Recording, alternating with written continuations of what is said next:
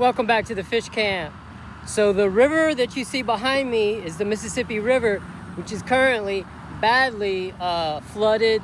It's not flooding the land around here, but it is definitely above flood stage.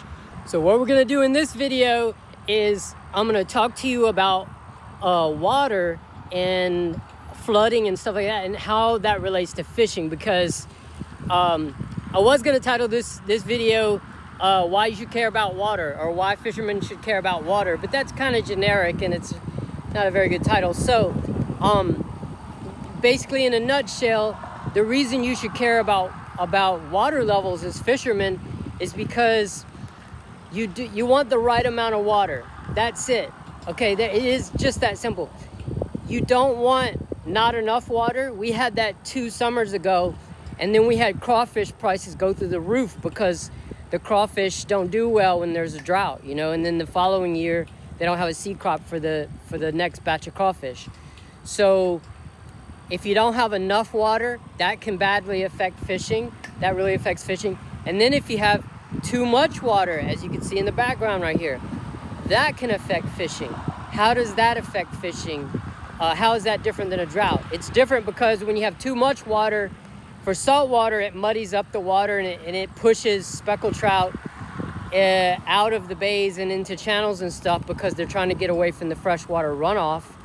And then in freshwater, too much water, especially in the places like the basin, can push the fish in places where you can't get to easily in a boat.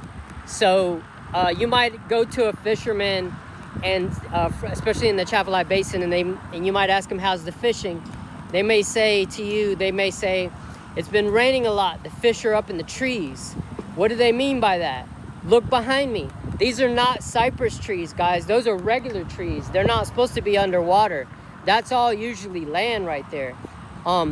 So when they say the fish are up in the trees, they just mean that the places where the fish normally are, they're not there right now because of the water levels.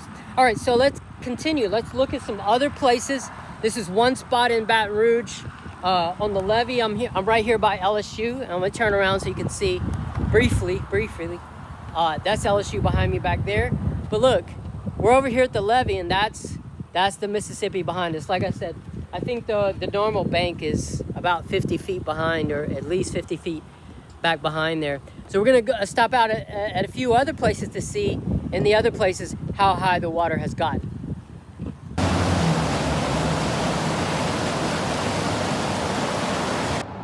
Again, look, this is part of the park. That's not supposed to be underwater.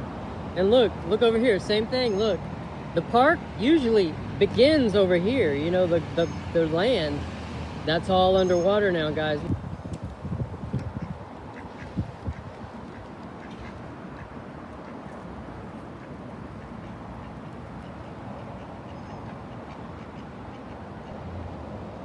All right, yet another reason why this rain is affecting things. Look, this is the kayak launch, and look how high the water is.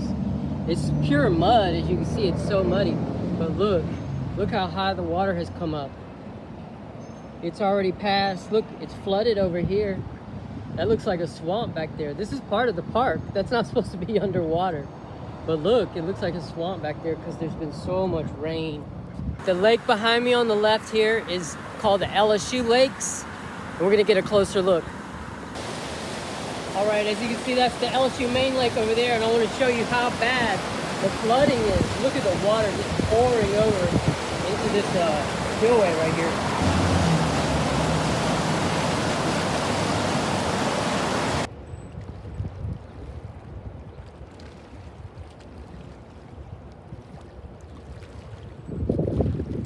Record-breaking flooding. The Mississippi is usually not this high.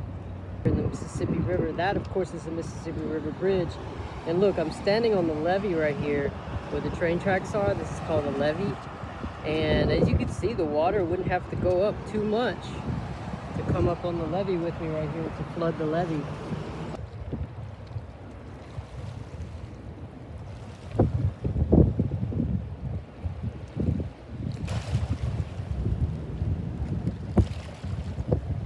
Well, that's it for today's video, guys. I hope you enjoyed the update. I just wanted to give you an idea of how high the water has gotten because of all the rain lately. So anyways, that's going to do it for today's video. Thank you so much for watching, and I'll see you next time on Fish Camp TV.